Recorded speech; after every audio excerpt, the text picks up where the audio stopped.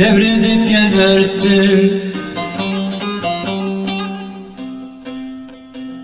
Dar-ı fenayı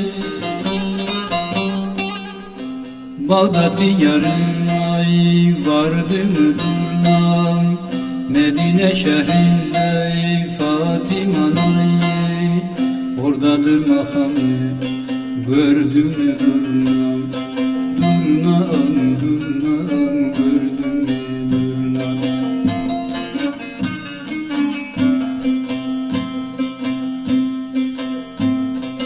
Biz de beliydik, bizden uluya iman ettik, ikrar verdik veliye.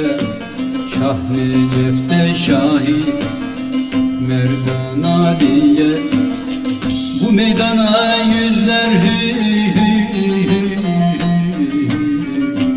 bu meydana yüzler sürdü mü durnam, nenni nenni nenni nenni sürdü mü durnam.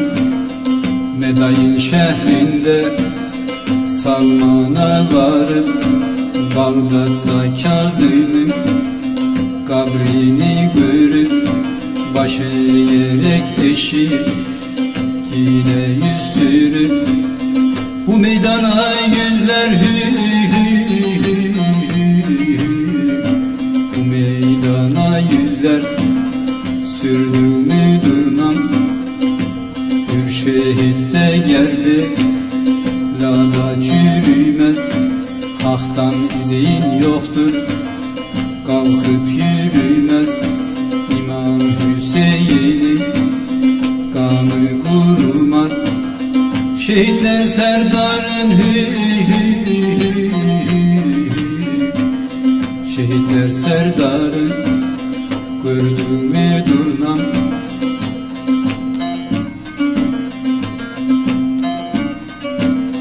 Hazreti Eyyub'un nikahını kaldır, teninden iki kuş neye misaldır. Biri ipek sarar, biri baldadır, onların sırrına erdik mi durmam. Hay hay, hay hay, perilevcik yapar idi zeminde, makamını gördüm uçmak deminde.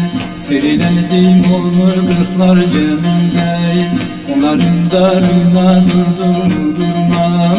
Hay hay, hay hay, hay hay, bizim dara gitti Yemen iline, serverdim 12 imam yoluna.